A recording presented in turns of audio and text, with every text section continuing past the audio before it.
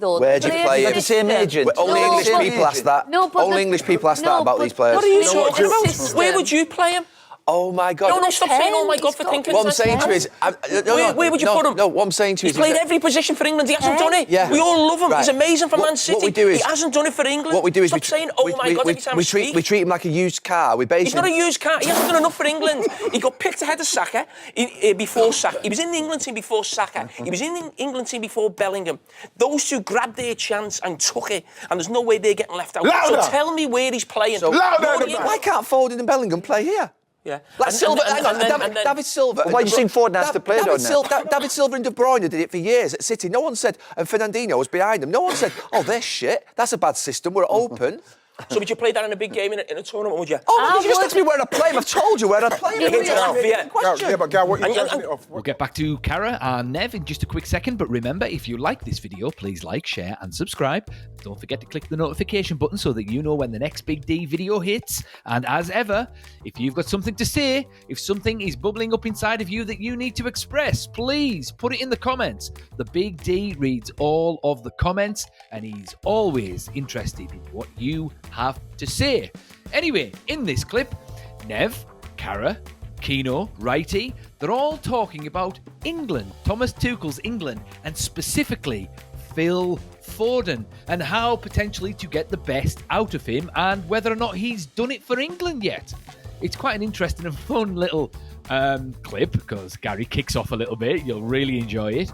But let's stick around for after the clip because the Big D is going to be giving his thoughts on this situation. Anyway, here they are. We're going to do a little bit on Thomas Tuchel's England. You two were there in midweek. I'm going to ask a simple question. His first games, who were the winners and who were the losers in terms of the...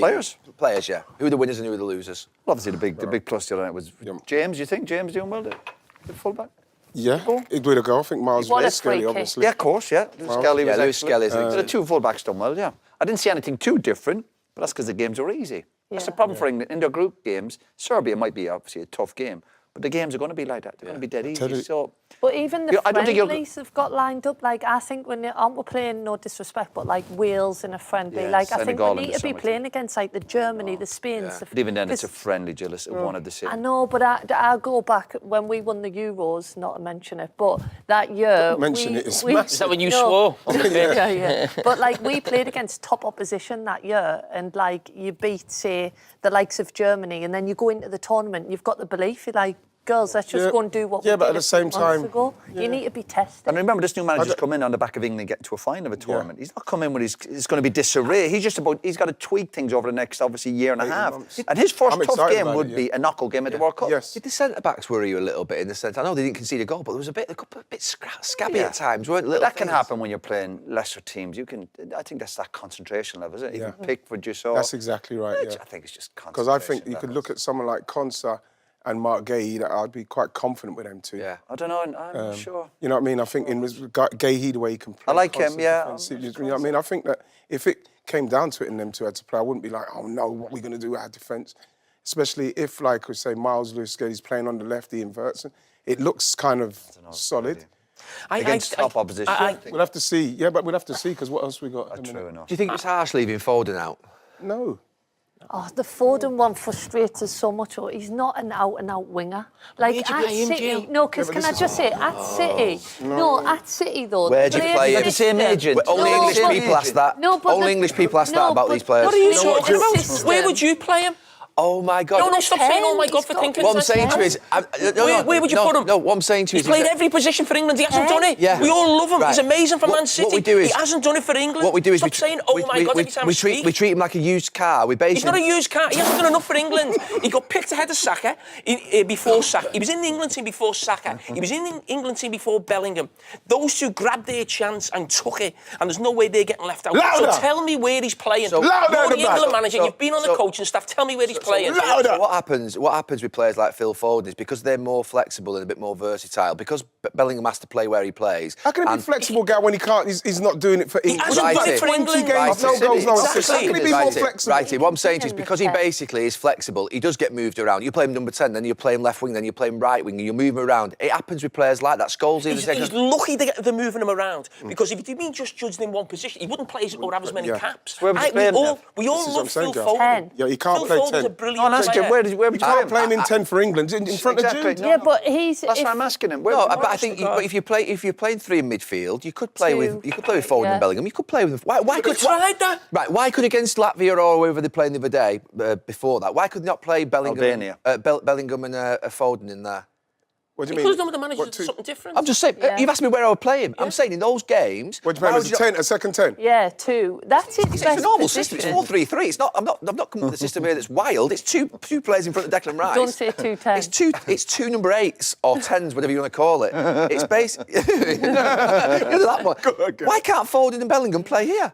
Yeah. Like And- Silva, and- hang on, and then- David, and then- David Silva. Well, why do you think Foden has to play, don't you? David Silva and De Bruyne did it for years at City. No one said, and Fernandinho was behind them. No one said, oh, they're shit. That's a bad system. We're open. So would you play that in a big game in a tournament, would you? Oh, you just would. asked me where I play him. I've told you where I play him. Against Latvia. Question. Yeah, but Gal, what are you And- judging it off? What's he done in, like, we're talking about 20 Did games? nothing no for goals. When he gets a run a Nothing. game Some in stage, the I'm talking 10, about he's a England level. great player. playing People well for like, City. people like Morgan Gibbs-White is I'm waiting saying for an that's your- opportunity. he'd have to play Even, him, but his form's not even great, Morgan is it? from the Morgan Rogers. Morgan Rogers. I think I would try. I would want to try them in that position. If we because Phil has not done if we enough. demean and rubbish Phil Foden into someone that basically is in the same level as the players that you just mentioned, I think that's where we're going But with we're this. not doing that. We're just going off of the facts of what he's done in the Right, last It's about, season. it's about not Does picking form come the into best it? players. What about form? We've had Does this- form we've come had this- into it? we've had- well, No. it's the age-old thing with England, No. right? Some players Absolute have to be informed to play. Other players will get played irrespective of the club form. So managers with England for the years have been to 8 tournaments, and I know how they think is that ultimately Harry Kane doesn't matter whether he scored in his last 5 games for his club, he's going to play for England. Right. Yeah. Fact. Shearer didn't score all the way up to the Euros. Les was never going to play. Fowler was never going to play. It's going to be Shearer because he's just Shearer, right? Foden should be that player for me. That Oh, what are you talking No, about? I agree with him. What in front- Okay, in front of okay, Bellingham, okay. in front of No, Salah. not in front of Bellingham. Yeah, but then So you're tell saying- me, I I just told you where he played. I just told you where he played. So he's going to play Well, as a tell you number again. 8. Okay, As a number thank 8. A position he doesn't even play for Man City. Yeah? He plays off the front for No, City he quite a doesn't. lot. He doesn't. He played plays the other wide. week off He Haaland. plays City, wide He played all the the other time. week City off play him wide, He plays but lots of the, different He positions. played off Haaland. He played off Haaland the other week. Let me finish. You're saying we keep moving him around. He gets moved around for City. He plays on the left. He plays on the right. He plays on the middle. Yeah. So stop talking about this. He gets moved. Okay, he He's gets moved- lucky. He gets moved Right, around. okay, he gets Because moved in the around for summer, City. I haven't stopped talking. Oh, In the okay. summer. Basically, Gareth Southgate looked at Foden and was like, he's the best player in the Premier League. I've got to find a place for him. But he's not done enough in an England shirt better than Saka to play there. He's not done enough more than Bellingham in an England shirt to play there. So everyone's saying, why are they playing Phil Foden on the left? They're playing him there because they're trying to get him in somewhere. No. Because what do you mean? No, That they did. the They context. Honestly, trust. Look, I played. You've been an England coach. You played Eric Dyer, holding midfield. Right. Who were these fantastic players at the time that Carragher, you didn't play? right, in the And summer- England players didn't In the play him. summer, the context of in the summer, the context of Foden, having been at the tournament and watched him, was that he was playing on the left, right? He was told to play wide at that time at one point, and the next time he was coming inside. However, he had hang on, he had no left back, right? So basically, what happened in the summer? He kept basically playing with Trippier at left back, and Trippier kept coming inside, and he never got any service, any the balls into him was shit, right? Honestly, the context of how you fit him into a team, in my opinion, I maybe have a higher opinion of Phil Foden than people around this table. I don't think you do. No, I've got a high With City, you've got some of the best players in the world, to be honest with you. So I can see why he sort of half gets moved around a bit for City. City are a lot better than England, by the way, let's be clear. For him to get in that City team as he does is an absolute feat in itself because of how good they've been for 5 years, winning trebles and all the rest of it. So for England, in my opinion, he is a level with Bellingham. That's where I see it. But I do think Phil Foden, when I watch him play, he seems like a shy lad, which is fine. Everyone's is different. I don't think he's almost got that What? arrogance on the Scholes pitch it. for England that I see Bellingham. I think that holds him back a little bit. But this thing about him, I saw he's England- been tried in every position. I saw and he England hasn't do done this it. with Paul Scholes. We're doing exactly the same with Phil Foden. Can I just say though, Who should with City, Scholes have played for England then? Pardon? So people always say this about him Do you playing. want me to give you a position for him as well? Paul Scholes has been on this Do you want me show to give you a and position for him sat, as well? Yeah, give us sat one, here. Okay.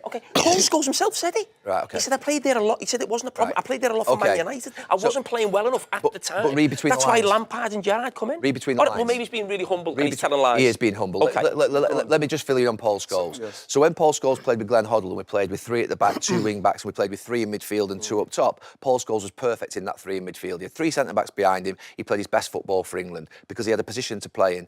We played with Sven. We were rigid 4-4-2, absolute rigid. You know that, and that's a fact, right? If we'd have played 4-3-3, right, Paul Scholes wouldn't have been the holding player at that point in his career, but he would have been one of the ones in front. So Steven Gerrard might have been there. Lampard might have been there, and Scholes might have been there, and that might have been a 3 in midfield with Scholes in it. So that's where he would have played. Okay, and we abused him for fucking years, and ended up retiring him to the point whereby, because the system 4-4-2 was rigid and we weren't going to change it. If Glenn Hoddle had stayed as manager, Paul Scholes would have played 100 times for England. Okay, so I think Gary Neville's got a point. England have kind of failed Phil Foden a little bit. I mean, he is a little bit out of form at the moment. Fair enough. But I think it's fair to say that Phil Foden is as good as Jude Bellingham at this point. So the thing is, the difference between those two players, I think, is... But talent-wise, I think they're both equally as good, or as effective, shall we say. Perhaps Jude Bellingham's got a bit more of an all-round game, but I would say Phil Foden is better going forward than him. So they kind of balance each other out a little bit, but still, they're both world-class players, both probably on the same level. Anyway, but I think the difference between both those players is Phil Foden has been brought up at Man City through a very specific system, and that's that Pep Guardiola tiki-taka business. Whereas Jude Bellingham has just kind of hopped from one system to another, and he's relied a lot on his physicality and his natural game. He hasn't really been tailored towards anything specific, so it's a lot easier for him to sort of slot into most systems, really. And I think perhaps if you put Jude Bellingham in Man City's team, I don't know, it wouldn't. I'm not sure it would get the best out of him, but then again, he's intelligent enough to be able to adapt eventually. But the thing is with Jude Bellingham, he's the kind of guy that you build a team around, whereas Phil Foden is the kind of player that you slot into the right system. Now, that means that Thomas Tuchel has got a decision to make. Well, he's probably already made that decision, really. And I think, unfortunately for Phil Foden, he might not necessarily suit it. Now, if you're going to get the best out of Phil Foden specifically, Thomas Tuchel would need to have set England up in a very specific tiki-taka kind of way, and he would probably thrive. And I reckon Jude Bellingham would probably adapt to that, no problem. But it doesn't seem as though he's going with that style. He's very much... He seems to be going with a dynamic kind of German style of football, which is probably going to be a lot more entertaining, and it's going to be easy for everyone else to play that system. Saka will be able to slot into that system, no problem. Obviously, if Rashford's going to be playing, Rashford would suit that a little bit more. Kane obviously plays in the German style system as it stands, playing for Bayern Munich. And Declan Rice, so I can kind of see why Thomas Tuchel has gone down the route that he's gone down. Gary Neville also makes a very good point with regards to Paul Scholes, and that Paul Scholes was never utilised properly for England, and he was a player that you should have built that team around. And Glenn Hoddle did actually do that, but unfortunately Sven didn't. And any of the subsequent managers that he's played for, Kevin Keegan, didn't do that either, which is a shame, really. So I suppose it's that age-old battle. Do you pick the system first and then get the players to adapt to your system? Or do you look at the players that you've got and make a decision based upon the players that you've got with regards to what system you're going to play? I think it's been a little bit of a combination of them both. I mean, Thomas Tuchel's probably looked at that squad and realised the best way forward for that team to start winning is just to play his own system. And it'll be a lot more entertaining that way, to be fair. And it looks like he's building it around Jude Bellingham, and I think that's going to be unfortunate for Phil Foden. because, I mean, he's not really a dynamic kind of player, Phil Foden. He might be the one that needs to be sacrificed, because I've said this before. If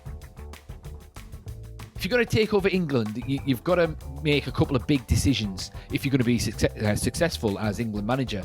And that is, you're going to have to sacrifice a couple of big players for the benefit of the whole team. And it looks as though the two players that are going to get sacrificed to play this style, it's going to be Cole Palmer and Phil Foden. You could actually play Cole Palmer in the number 10, because I think he's dynamic enough to be able to slot into there, but Jude Bellingham would have to slot into the number 8. So it all depends on how Kobbie Mainoo develops over the next 12 months, say, before the next World Cup. Because if Kobbie Mainoo gets back to the form that he was on, I mean, Kobbie Mainoo's going to be, slotting right into that number 8 position, and then Jude Bellingham's going to be free to have a little bit of a free role at number 10, and he'll be there to support Harry Kane. And it's a tough one, but to be fair, I mean, it's a good problem to have. But I think if we're going to start playing Phil Foden and we're going to stick with him, he has to play at the number 10. I imagine what it might be like playing for Pep Guardiola. I get the impression with Pep Guardiola, you know exactly what you need to do. He gives you a dossier. He tells you very clearly what it is that he wants from you, and you need to stick to that and not deviate. That's the sense that I get from Pep Guardiola. I could be wrong. The Big D could be talking nonsense, which he does from time to time, I'm sure.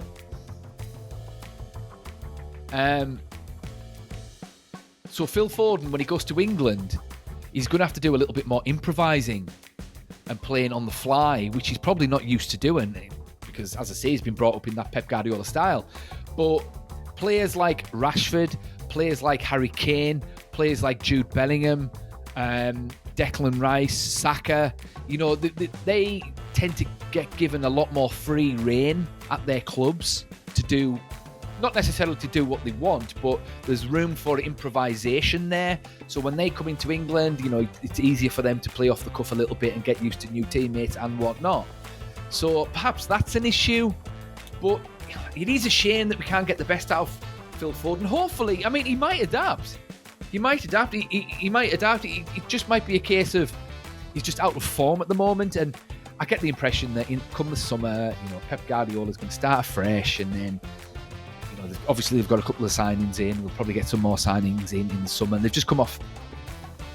Well, they've had that big court case hanging over the head and whatnot, so that's probably affecting things to a degree. So who knows? But there always seems to be an England player that's awesome for their club, but they just can't seem to translate that over to their national side. It's a weird one. It really is strange. But what do you think? Should Phil Foden be starting? If he should be starting, where should he start? Should it be at number 10? Should it be on the right, cutting inside? What do you think? Should Thomas Tuchel change the system? Thoughts in the comments, and the Big D will see you in the next one.